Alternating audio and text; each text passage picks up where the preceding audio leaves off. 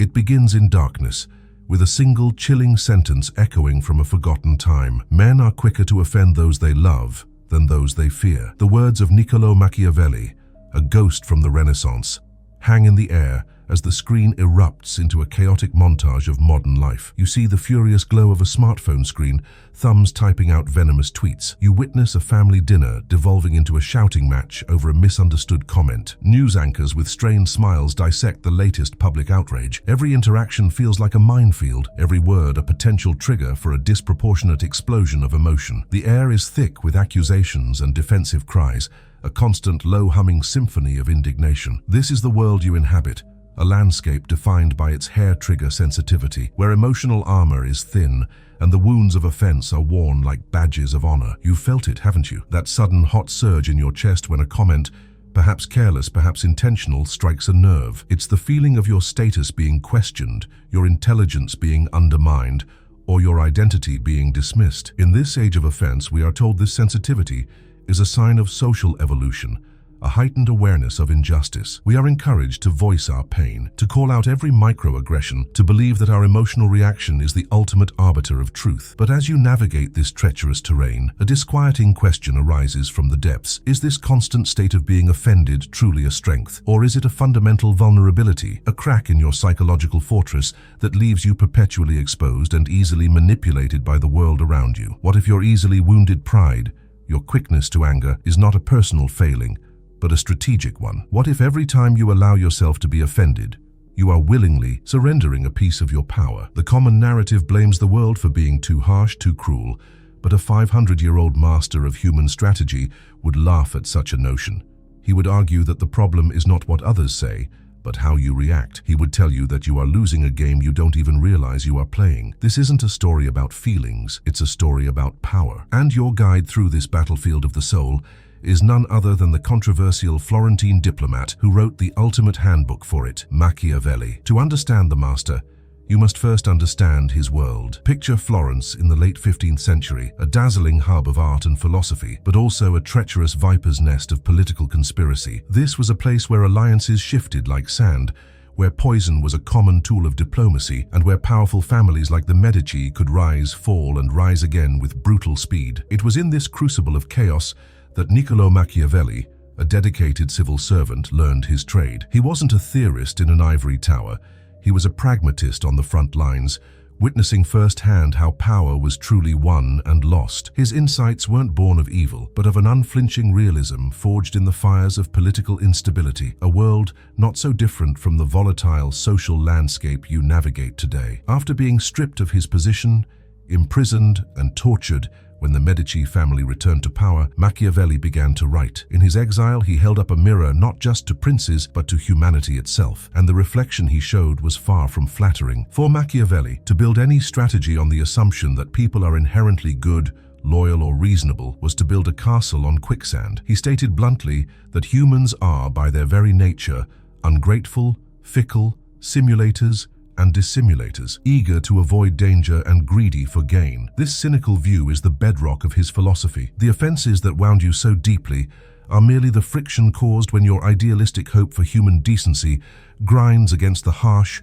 unchangeable reality of their self-interest. In this chaotic human theater, Machiavelli saw two forces locked in an eternal struggle, fortuna and virtù. Fortuna, or fortune, he imagined as a violent, unpredictable river, capable of destroying everything in its path. She is the embodiment of everything you cannot control: the whims of others, random events, the political climate, a stray comment designed to provoke you. She is the source of the offense. Most people, he observed, simply let themselves be carried away by this river, tossed about by circumstances and the actions of those around them. They complain about the flood.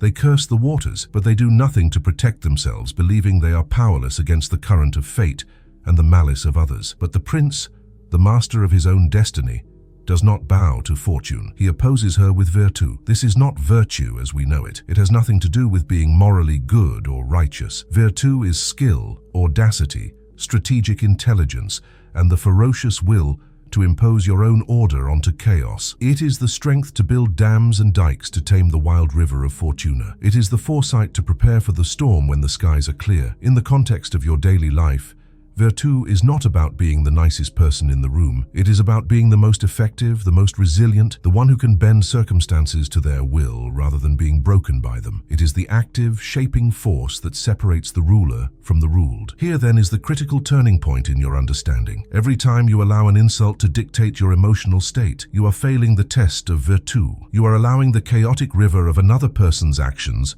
their fortuna, to breach your defenses and flood your inner citadel. Your predictable rage, your public display of hurt, your demand for an apology, these are not signs of strength. In the cold, strategic world of Machiavelli, they are the reactions of a pawn, not a player. To be easily offended is to publicly announce that others have more control over your spirit than you do. It is to surrender your kingdom's keys to the first invader who knocks on the gate, proving you are not the prince of your own domain. Now that you understand the forces at play, you must learn to see the battlefield for what it is. Social interaction is not a playground, it is a chessboard, and offense is one of the most versatile pieces in the game. It is a weapon, deployed with varying degrees of skill by nearly everyone you meet. Sometimes it is a blunt instrument, a clumsy attack born of pure aggression. More often, it is a surgeon's scalpel, used with precision to probe for weaknesses, sever alliances, and destabilize a rival. You have been trained to see offense as an emotional event, a breakdown in civil communication. Machiavelli would urge you to see it as it truly is, a strategic maneuver in the unending war for status, influence, and control. Consider the aggressor, the one who launches the verbal dart. This is rarely a random act. A carefully crafted insult is a form of reconnaissance. It is designed to bypass your rational mind and trigger an emotional, predictable response. By making you angry, they make you foolish. By making you defensive, they force you onto their chosen ground, compelling you to answer their accusations and play by their rules. They are testing your fortress for cracks, searching for the insecure foundation upon which your public identity is built. Your immediate, unfiltered reaction gives them a complete map of your vulnerabilities, information they will undoubtedly use against you later. In this exchange, your emotional honesty becomes their strategic advantage. But the game is more subtle than that, for the person who claims to be offended can be the more dangerous player. In our modern arena, the public performance of being wounded has become an incredibly potent offensive strategy. By positioning oneself as the victim, a person can seize the moral high ground, effectively silencing their opponent under a barrage of socially enforced shame. This move allows them to recruit allies who rush to defend the injured party and to reframe a debate about facts into a drama about feelings. It is a masterful gambit that weaponizes empathy, turning an opponent's words into a self-inflicted wound and transforming a simple disagreement into a public execution of character. This is the very essence of the philosophy so often misattributed to Machiavelli with the phrase, "the ends justify the means." While he never wrote those exact words, the principle is the engine of his entire system. The ultimate end for any prince or any individual navigating a competitive social world is the maintenance and expansion of their own power and security. The means, therefore, are judged not by their morality, but by their effectiveness. From this cold perspective, both the act of offending to destabilize and the act of performing offense to manipulate are merely different tactical approaches to achieving the same goal, dominance. They are two sides of the same blood-soaked coin. Let us dissect the feeling itself. That sharp, visceral sting you feel when insulted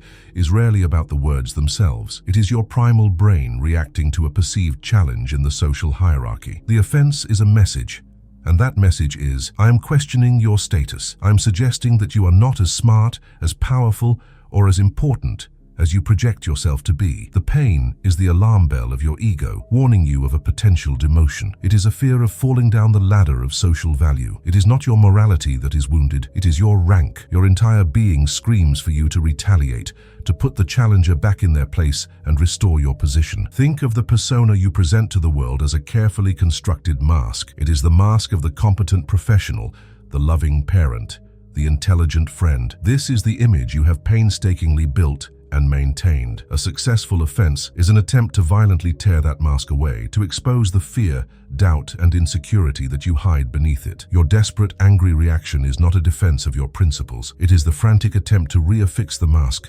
before the world sees what lies behind it. The more insecure the foundation of the mask, the more disproportionate the reaction will be to any attempt to disturb it. You are fighting for your carefully curated illusion. Therefore, you must learn to reframe every single offense you encounter. Before you react, you must pause and ask the crucial Machiavellian questions. What is the strategic objective of this attack? Is the offender trying to make me predictable and emotional, or is someone claiming victimhood to seize control of the narrative? What is truly being challenged?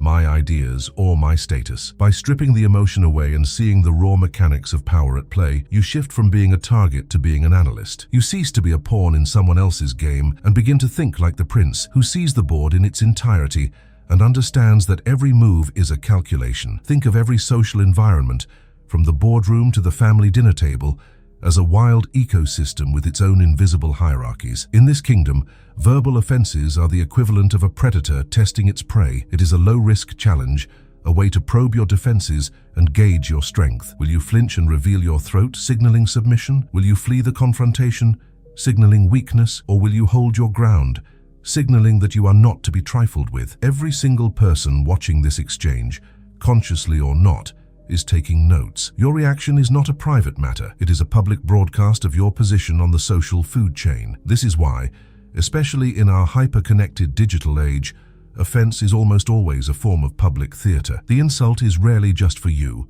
It is a performance for an audience. The aggressor seeks the crowd's laughter to validate their dominance. The victim appeals to the crowd's pity to rally support and isolate their attacker. Both are vying for the audience's approval, which acts as the ultimate judge. A prince understands this dynamic perfectly. The goal isn't necessarily to win the argument with your opponent. The goal is to win the perception of the court. You must craft your response not just for the person who offended you, but for everyone who is watching. One of the most insidious tactics in this theater is the use of plausible deniability. The modern offender often cloaks their attack in the guise of a joke, a misunderstanding, or a simple statement of opinion. They push the dagger in just far enough to draw blood, but stand ready to proclaim, "I was only kidding. Why are you so sensitive?" This move brilliantly corners the target. If you react, you are cast as the humorless, paranoid one. If you don't, you have passively accepted the insult. This is the art of landing a punch and then blaming the victim for being hit. A cowardly but devastatingly effective strategy that leaves the offended party looking unstable and foolish. Faced with such a treacherous landscape, the emotional amateur is destined for slaughter. You cannot hope to survive, let alone thrive, if your responses are dictated by raw, unfiltered feeling. Machiavelli's core lesson for his prince was that to gain power, one must first be a master psychologist. He urged the ruler to study the messy, predictable, and irrational nature of man, not to lament it, but to use that understanding as a shield and a sword. Your first task then is not to control others, but to embark on a ruthless campaign of self-study. You must identify and map out your own emotional triggers, not to erase them, but to know them so intimately that no one can ever again use them against you. To achieve this mastery, Machiavelli offers a powerful and unsettling metaphor. The prince must learn to be a centaur. He must be half man, half beast. This duality is the key to effective leadership and personal power. To rely only on the laws of man, reason, negotiation, and morality is to be naive and defenseless against the wolves of the world who do not abide by such rules. But to rely only on the brute force of the beast is to be artless, predictable, and easily ensnared. The true prince knows how to seamlessly blend these two natures, presenting a civilized face to the world while holding a primal power in reserve. This is the foundation for a truly strategic response to any challenge. The man within the centaur represents your highest faculties. It is your capacity for logic, for detached analysis, and for disciplined patience. It is the part of you that can observe an insult without immediately being consumed by it. This is the cool-headed strategist who, instead of lashing out, takes a breath and assesses the situation. What is the attacker's goal? Who is the audience? What is the most advantageous response? This human half allows you to create that crucial space between the stimulus of the offense and your response, a space where raw emotion is replaced by calculated strategy. It is the firm hand on the reins of the beast. Conversely, the beast represents your primal instinctual power. This is not the mindless rage of an animal, but its strategic capabilities. Machiavelli identifies two key aspects: the lion and the fox. The beast is the lion when it needs to be bold, to show overwhelming force and intimidate opponents into backing down. It is the fox when it needs to be cunning, to recognize traps, to use misdirection, and to outsmart stronger adversaries. This part of you understands that some situations cannot be won with reason or debate. Sometimes a threat must be met with a baring of teeth, a display of strength, or a clever maneuver that completely neutralizes the attack. The wisdom of the centaur, therefore, is not a philosophical abstraction. It is a practical guide to action. From this dual nature, we can derive three primary strategies for responding to any offense, moving from the subtle art of the fox to the raw power of the lion. The options are ignore, neutralize, or destroy. These are not emotional reactions. They are calculated political choices. Your decision must not be based on how hurt you feel, but on a cold assessment of the situation. Which path will most effectively silence the threat, preserve your energy, and enhance your long-term power and reputation? This is the only question that matters to the prince. Every other consideration is a sentimental trap. The first and often most powerful strategy is to ignore. This is not the passive silence of a victim, but the contemptuous silence of a superior. You choose to ignore an offense when the attacker is of a significantly lower status, a minor player desperately trying to gain relevance by provoking a reaction from you. To engage with them, even to defend yourself, is to validate their existence and elevate them to your level. By offering nothing, no anger, no acknowledgement, no response at all, you communicate the ultimate insult. They are so insignificant that their attack didn't even register. You deny them the very thing they crave, your attention. This is a masterclass in power, conserving your energy for real battles. The second strategy to neutralize is the art of the fox. This is your chosen path when the offender is a peer or someone influential enough that ignoring them would be seen as weakness. Neutralization is not about destruction, it is about disarmament. You use your wit, your intelligence, and your command of the situation to deftly parry the attack and expose its foolishness. This can be done with a sharp, humorous retort that wins the laughter of the audience, or a calm, surgical question that forces the aggressor to explain their clumsy assault, often leading them to hang themselves with their own rope. The goal is to win the point, and the crowd without escalating the conflict into a full-blown war. Imagine, for instance, a colleague in a meeting makes a condescending remark, questioning your competence on a project. The beast in you wants to roar. The man, however, guides the fox. Instead of a defensive tirade, you might pause, look at them calmly and ask, "That's an interesting perspective. Could you walk me through the specific data you're using to reach that conclusion?" This move is brilliant. It shifts the burden of proof onto them. It projects unshakable confidence, and it does so in a language of pure professionalism. You have not shown anger, you have shown control. You have neutralized the attack and asserted your dominance without throwing a single punch. The third and most extreme strategy is to destroy. This is the way of the lion, to be unleashed only when you face a genuine and significant threat to your reputation, your career, or your fundamental security. This is for the enemy who seeks not just to challenge you, but to ruin you. Machiavelli's advice here is chillingly pragmatic. If you are forced to strike a man, you must do so with such overwhelming force that you never have to fear his revenge. This is not about a fit of rage. It is a cold, calculated decision to eliminate a threat completely and permanently, making a terrifying example out of the aggressor to deter all future challenges. In our civilized world, this destruction is not physical. It is the strategic and ruthless dismantling of your opponent's credibility, influence, or power base. It may involve exposing their lies with meticulously gathered evidence, leveraging your network to isolate them professionally, or using their own aggression to lead them into a public trap from which they cannot recover. This is a declaration of total war. It is a costly, energy-intensive campaign that should never be undertaken lightly. But when an existential threat emerges, the prince must be willing to become the lion, demonstrating that their capacity for peace is protected by an unshakable capacity for violence. The true genius of the centaur is knowing which strategy to deploy. Your ego will tempt you to destroy every minor slight, making you appear as a petty tyrant. Your fear will tempt you to ignore every major threat, making you appear as a coward. Your insecurity will tempt you to engage in pointless debates, draining your energy and time. The Machiavellian master rises above these impulses. They assess the threat level with cold detachment. Is this a fly to be swatted away with indifference? Is this a wolf to be outsmarted? Or is this a dragon that must be slain? Your ability to choose correctly is the ultimate measure of your virtue. You must also consider the economy of your emotions. Your outrage, your anger, and your frustration are finite resources. They are the currency of your focus and your will. Every time you spend them on a trivial slight or a foolish provocation, you are depleting the treasury of your own power. The chronically offended individual is emotionally bankrupt.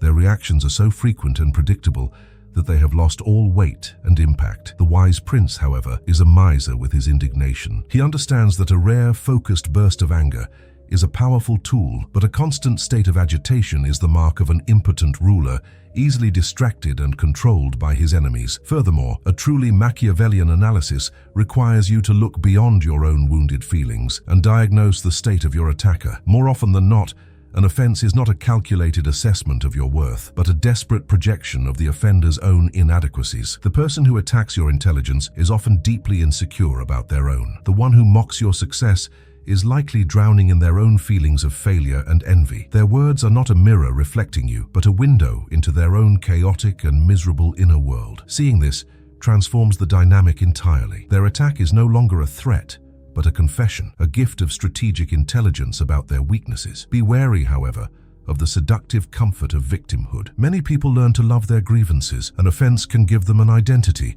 a clear-cut narrative of good versus evil in which they are the righteous party. They nurse their wounds, endlessly replaying the injustice in their minds, because the scar gives them a story and a sense of moral superiority. To Machiavelli, this would be the most pathetic prison of all, to willingly chain yourself to the memory of an insult. To hold a grudge is to allow your enemy to conquer your mind, to occupy your thoughts and dictate your emotions long after the battle is over. It is the ultimate surrender. Therefore, you must accept the nature of the world.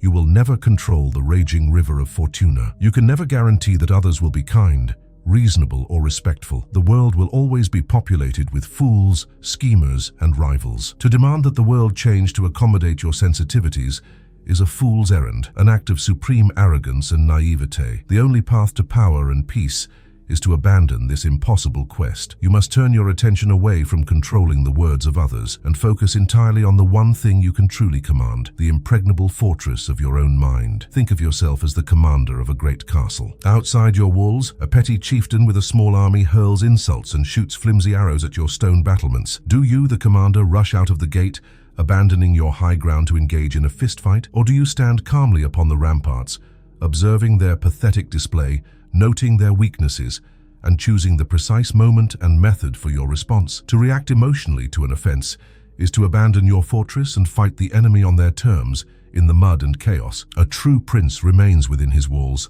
secure in his strength, viewing the chaos from a position of untouchable superiority. This brings us to the ultimate redefinition of power. The common view is that power is the ability to control others, to silence dissent, and to punish your enemies. But this is the brittle, anxious power of the tyrant who lives in constant fear of rebellion. True, unshakable power is internal. It is the ability to remain inwardly calm, focused and resolute, regardless of the storms raging outside your walls. It is the quiet, unnerving confidence of a person whose core mission cannot be derailed by the petty dramas and provocations of the world. This is the invulnerability that Machiavelli's prince, beneath all his cunning and cruelty, truly sought. You have now surveyed the battlefield, analyzed the weapon, and learned the three core strategies of the centaur: to ignore the irrelevant, to neutralize the clever, and to destroy the threatening. You understand that your emotional reactions have been a strategic liability, a weakness exploited by others. But now you stand ready to learn the ultimate lesson, to wield the most advanced and devastating weapon in the Machiavellian arsenal. It is a response so powerful, it can dismantle an opponent's entire reality without laying a finger on them. It is a state of being that transcends the game entirely, making you the master of the board itself. We have arrived at the heart of the lesson, the central secret of the Machiavellian art of power. We have spoken of strategies of man and beast, of wit and of force, but the most sophisticated and devastating weapon in your arsenal is the one that is invisible. It is not a counterattack. It is not a clever retort. It is not even the dignified silence of someone who has been wounded. It is a profound, unshakable, and calculated indifference. This is not a passive act of ignoring. It is an active and total disarmament of your enemy's reality. It is the final, brutal checkmate from which there is no recovery. To understand its power, you must first understand the fundamental need of the aggressor. What does the person who offends you truly crave? They crave a reaction. Your anger is a testament to their strength. Your defensiveness is a validation of their argument. Your pain is the trophy they seek to mount on their wall. When you give them any emotional response, you are completing a circuit. You are acknowledging that their words have power, that they have successfully breached your defenses and affected your reality. You are, in essence, bowing to their influence, admitting that they have made you dance to their tune. You are playing their game. Calculated indifference is the act of refusing to even acknowledge that a game is being played. It is not the tense silence of someone suppressing their rage. It is the placid, almost bored disinterest of a god observing the meaningless squabbles of mortals. It is to look upon the person's most venomous, hateful, and personal attack and to see it as little more than ambient noise, like the buzzing of a distant insect. You do not engage, you do not defend, you do not flinch. You simply continue with your business as if nothing has been said, because in the kingdom of your mind, nothing of consequence has, in fact, happened. Herein lies its devastating impact. By offering nothing, you are not just shrugging off an insult, you are committing an act of profound psychological annihilation. You are implicitly communicating to your attacker that they, their opinions, and their attempts to inflict pain are utterly and completely irrelevant. Their entire identity as an aggressor, as a rival, as someone who matters, is predicated on their ability to affect you. When you deny them that, you erase their role in your story. You are not just winning the duel, you are declaring that there was never a worthy opponent to begin with. They are left screaming into a void. Imagine a duel. Anger is when two swordsmen clash blades, a violent and exhausting struggle for dominance. Indifference, however, is when one man challenges the other, and the master swordsman simply looks at him, yawns, and turns his back to continue his conversation with someone more interesting. The challenger is left standing alone in the field, sword drawn, utterly humiliated. He has not been defeated in a fight. He has been erased from the event. He has been deemed unworthy of even a battle. This is an order of magnitude more demoralizing than any wound a sword could inflict. It is a blow from which the ego cannot recover. Contrast this with the strategic poverty of anger. Anger is always a confession of pain.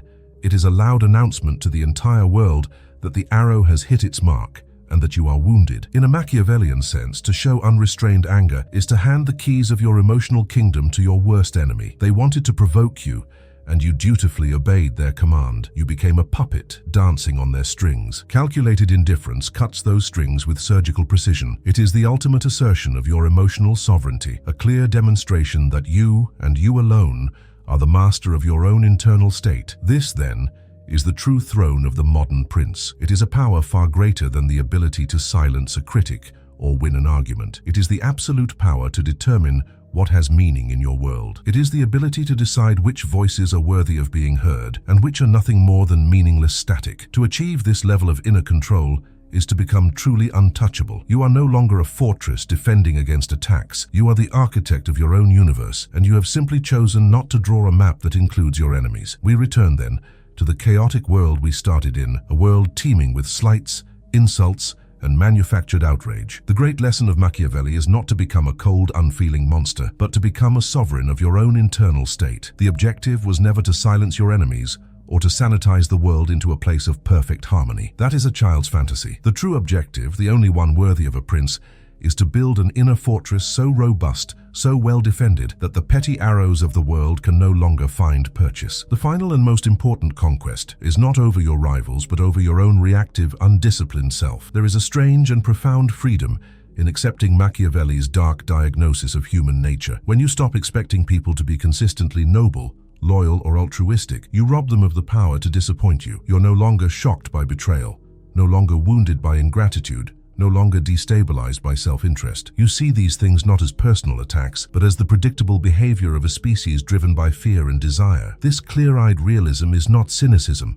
It is the ultimate form of psychological armor. It allows you to navigate the social battlefield with the calm, detached mastery of a grandmaster who anticipates every foolish move his opponent will make. Consider your mind, your attention, and your emotional tranquility as your kingdom. You are its prince, its sole ruler and protector. Every time you allow a careless word from a stranger or a calculated barb from a rival to send you into a spiral of anger or anxiety, you are committing treason against your own sovereignty. To be easily offended is to be a weak and negligent ruler. It is the political equivalent of leaving the main gates of your city unlocked and unguarded, allowing any passing bandit or invading army to march in, plunder your resources, and sit upon your throne. Your stability becomes subject to the whims of every fool who passes by. Ultimately, the power an offense has over you is the power you have already given to your own insecurities. The external insult is merely a spark.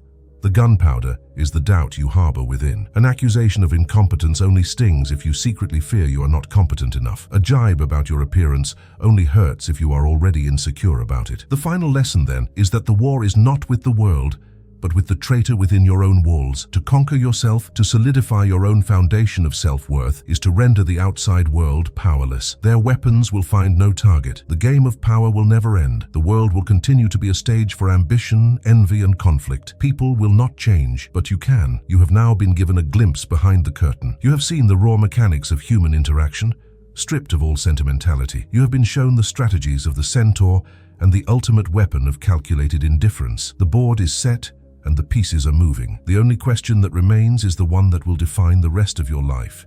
Now that you understand the rules, who will hold the power over your emotions? You or everyone else?